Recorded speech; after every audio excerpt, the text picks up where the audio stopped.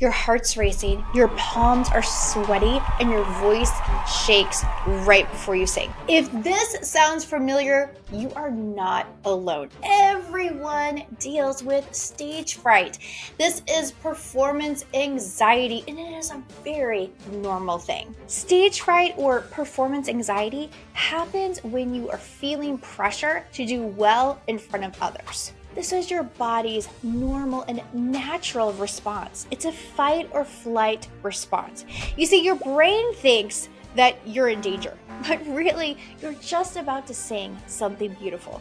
My name's Renee Delescavage, and I have been working with singers for over 25 years. And a lot of times, that means helping them to get confidence to perform and to work through these different fears and anxieties that we naturally have. Every performer deals with stage fright. Even Beyonce and Adele have talked about this openly. I'm going to share with you some tips of things you can do before you perform, while you're performing, and then after you perform. So let's start with what to do before you perform. On the day of your performance, right before you go onto stage, make sure that you prepare your instrument. What is your instrument? It is your body, your whole body. So do some stretches, do some nice deep breathing. And this will also help to calm your nerves and slow down your heart rate a little bit. Make sure that you warm up your voice properly. Don't do some new crazy warm up that you found on the internet. Do something that is normal for you, that you do every day. Do a little bit of massage and stretching to release that extra tension, especially as you are coming into a situation where your body feels a little tense and maybe stressed. In the days or weeks before your performance, use visualization to your benefit. Rather than picturing yourself falling over or falling off the stage, imagine how you're going to feel and what it will sound like when you crush your performance.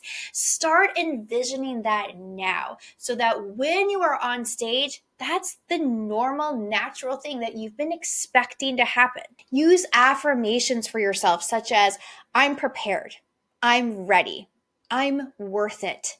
This is my time to shine. Don't think about those negative experiences you've had in the past or criticism that you may have gotten before. Rehearse those positive mantras that are going to help you sing better with more power and openness. If you want a full list of what to do to feel calm and ready before you perform, then grab my free Confident Singer checklist. You can find it in the description below. As you're getting ready for your performance, you want to practice in the same environment, at least as close as you can to where you're going to be performing. So for instance, I recently picked up the guitar, and so I'm playing guitar, I'm singing at the same time, and I practiced so much. I was definitely ready for my first open mic. But when I got there, I started playing and realized I'm not singing into the microphone. You see, I had my fingers over here on the fretboard and my eyes was facing my fingers and I wasn't singing into the microphone. So after that experience, I realized I need to practice with a microphone in front of me. So while I was at home, I set up my mic stand, I set up my mic, and now when I'm practicing guitar, I make sure that I am rehearsing singing into that microphone. Now, it's not set up to a speaker or anything. It's just a mic so that I can be sure to practice. So when I get to that performance, I'm used to having to face that microphone and not look at my fingers on the fretboard. So whatever the setup is going to be for you, try to create that same kind of space. I have a student of mine who struggles to sing for a really long time. He does 3-4 hour gigs sometimes. And oftentimes when he gets into that second and third hour, his voice starts to lose its stamina. It starts to lose its strength. And so one of the things that he has started to incorporate is a monthly 3-hour long rehearsal. So it's just an intentional long rehearsal so that his voice and his body is used to singing for that duration of time. Now that we've talked about some things to do before your performance, let's move on to what to do while you're performing. So again, I'm going to talk about what you're telling yourself, what you're thinking about. This is so crucial because unlike other instruments, our instrument is literally part of our body, which is controlled by our thoughts. It's controlled by our mind. So what we think about is going to affect our instrument. 100%. Imagine what your voice will do when you start thinking positive things about yourself, that you are worth it, and this is your time to shine. This is your moment to sing, and you were made for this.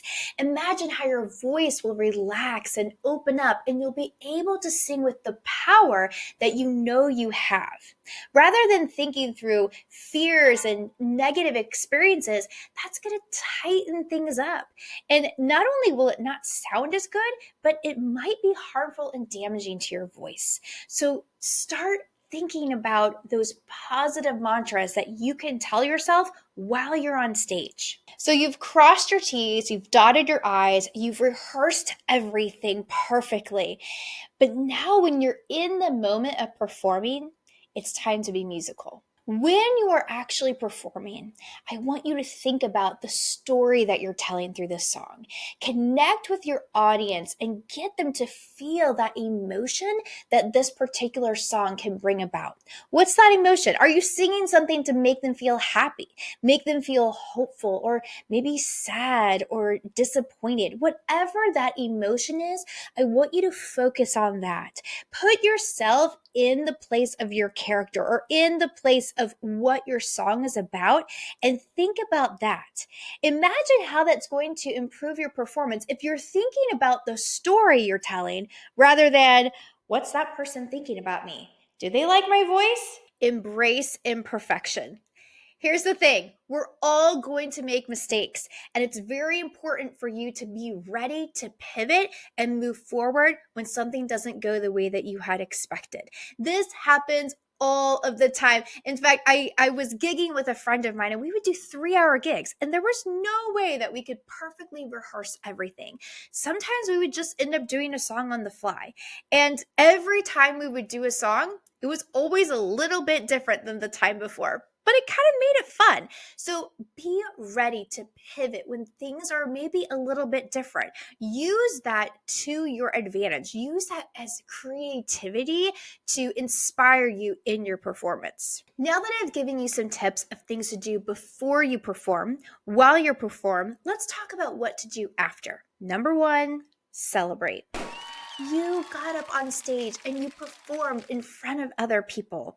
That alone is something worth celebrating. Make those mental notes so that you can work through those logistics and the setup of your performance next time so that you don't have to work around those things. Every time you perform, I'm confident that there's something you did better. So take note of that. Don't go too harsh on yourself because you just did it. You did the thing. If this is helpful to you, then give it a thumbs up and subscribe for more tips to be a stronger, more confident singer. And don't forget to download your free Confident Singer Checklist so that you can step on stage with confidence and sing with power and strength in your next performance.